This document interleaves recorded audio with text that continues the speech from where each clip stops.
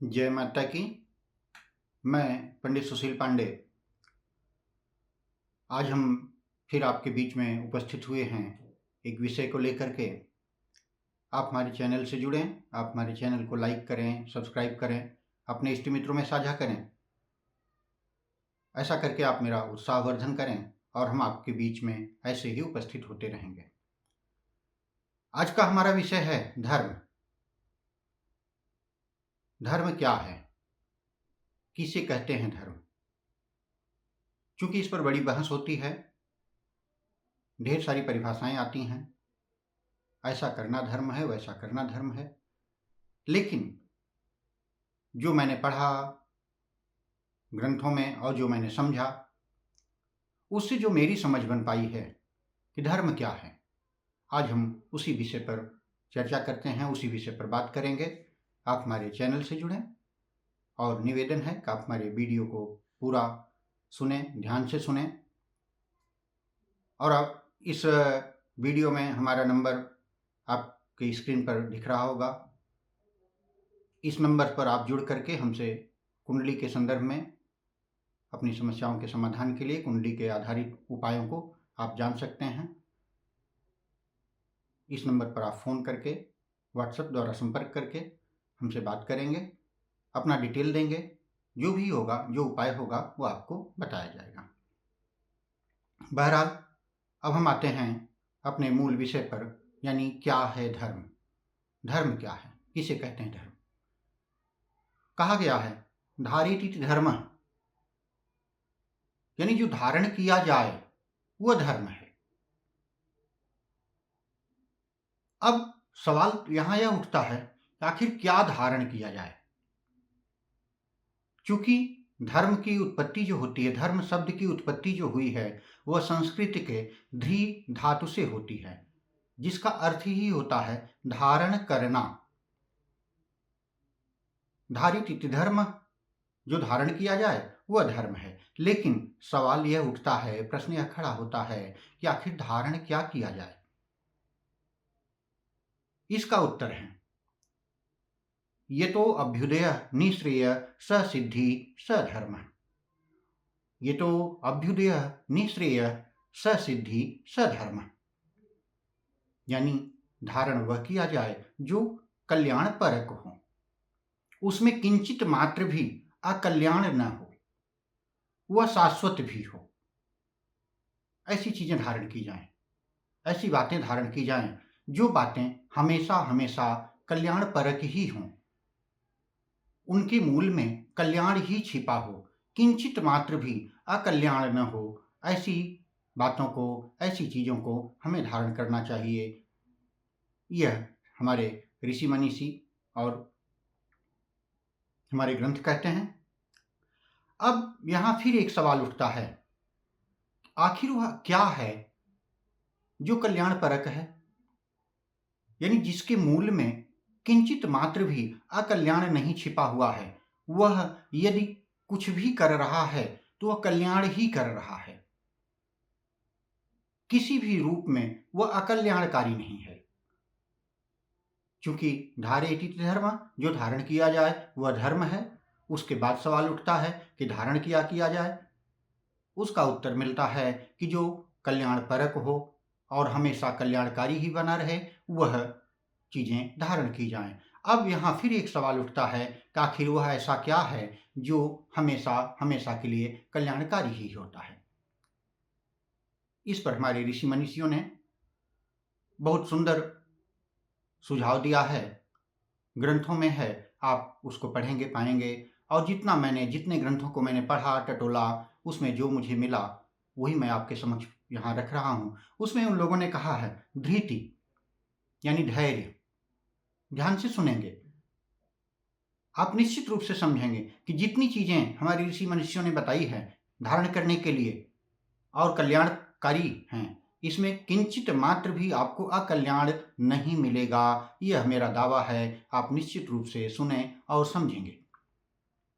कहते क्या हैं? धृति यानी धैर्य, क्षमा यानी अपना अपकार करने वाले का भी उपकार करना क्षमा कहलाती है, दम यानी संयम बरतना, शौच यानी शुद्धता, बाह्य और अंतर की शुद्धता, इंद्रिय निग्रह अपने इंद्रियों को अपने वश में रखना, धी यानी बुद्धि विवेक इसके विकास का उपक्रम करना, विद्या यानी यथार्थ ज्ञान को प्राप्त करना, सत्य यानी हमेशा सत्य का संभाषण करना, सत्य को अपने आचरण में उतारना, सत्यम वद सत्य सुव्रतमाचरेत, ये बात वेद भी कहता है, सत्यम वद हमेशा सत्य का संभाषण करें, सत्य सुव्रतमाचरेत। आप वैसे सत्यनारायण भगवान की कथा सुनते होंगे, उसमें यह मिलता है, सत्य सुव्रतमाचरेत यानी सत्य को अपने आचरण में उतारना। तो सत्य को धारण किया जाता है। अक्रोध यानी ऐसी कोई भी स्थिति जो क्रोध आने का कारण बने, उससे दूर रहना। यही चीजें हैं जिन्हें हम धारण कर सकते हैं और यह हमेशा के लिए हमारे साथ सदा सर्वदा कल्याणकारी ही होंगी। सत्य हमेशा कल्याणकारी है, दया हमेशा कल्याणकारी है, क्षमा हमेशा कल्याणकारी है, धी यानी बुद्धि हमेशा कल्याणकारी है, विद्या हमेशा कल्याणकारी है। इसमें किंचित मात्र भी अकल्याण नहीं दिखता है और इन्हीं को धारण करने की बात कही गई है। यही धर्म है, इन्हीं को हमें धारण करना चाहिए। और यह धर्म शब्द जो है मात्र मनुष्यों के लिए ही नहीं प्रयुक्त होता, बल्कि यह पदार्थों के लिए भी प्रयुक्त होता है। कैसे? जैसे पदार्थों का जो मौलिक गुण है वह उसके निहित उसमें उसका धर्म माना गया है। उदाहरण के स्वरूप में जैसे अग्नि का मौलिक गुण है ताप यानी उष्मा देना, जलाकर भस्म कर देना, यह अग्नि का धर्म है। उसके भीतर की मौलिकता जो है वह उसका धर्म है। धर्म शब्द केवल मनुष्यों पर ही नहीं लागू होता, यह पदार्थों पर भी लागू होता है। धर्म शब्द मनुष्य और पदार्थों पर ही नहीं अपितु संबंधों पर भी लागू होता है। जैसे शिक्षक यानी गुरु का धर्म है ज्ञान देना, शिष्य यानी छात्र का धर्म है उस गुरु द्वारा मिले हुए ज्ञान को आत्मसात करना, वह भी धारण किया कर रहा है। ऐसे ही पिता पुत्र, भाई पत्नी यानी जो हमारे संबंध होते हैं इनके बीच भी धर्म होता है। जैसे कहा जाता है पिता का धर्म, पुत्रवत धर्म, पति धर्म, पत्नी धर्म, भ्रातृधर्म। तो यह क्या है? उसके भीतर की जो मौलिकता है, जो मौलिक गुण है। धर्म यानी धारण करना, जो धारण किया जाए वही धर्म है। और धारण हमेशा वह किया जाता है जो कल्याण परक हो, उसमें किंचित मात्र भी अकल्याण नहीं होता है। ग्रंथों को पढ़ते हुए, ऋषि मनीषियों की बातों को पढ़ते हुए जो मेरी समझ में आया और जितना मैंने पढ़ा और जितना मैंने समझा, उसके आधार पर धर्म की यही परिभाषा होती है। इसमें किसी विशेष शब्द से धर्म को जोड़ करके नहीं देखा जा सकता। धर्म यानी धारण करना, जो धारण किया जाए वह धर्म है। धारण किया जाए जो कल्याण परक हो, और कल्याण परक क्या है? वह वही चीजें अभी मैंने आपको वीडियो में बताई, दया, क्षमा, बुद्धि, सत्य, यह सारी चीजें जो हैं यह कल्याण परक हैं, हमेशा हमेशा कल्याणकारी ही हैं। तो इन्हें ही धारण करना धर्म कहलाता है। यदि हम इन्हें धारण नहीं करते हैं तो हम किसी भी तरह से धर्म को धारण करने वाले नहीं माने जा सकते। हम सत्य का पालन नहीं कर रहे हैं, विद्या नहीं ले रहे हैं, दया मेरे भीतर नहीं है, क्षमा मेरे भीतर नहीं है, संयम मेरे भीतर नहीं है, इंद्रियों को वश करने की क्षमता मेरे भीतर नहीं है।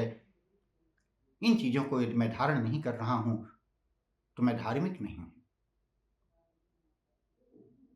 आशा करता हूं कि धर्म की मूल परिभाषा क्या है यह मैं आप सबके सामने प्रस्तुत कर पाया हूँगा।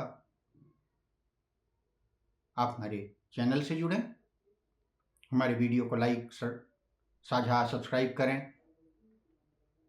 ऐसे ही बीच बीच में हम आपके सामने चीज़ों को लेकर के उपस्थित होते रहेंगे। और मेरा नंबर इस पर एक बार फिर बता दे रहा हूँ, मेरा नंबर स्क्रीन पर फ्लैश हो रहा है।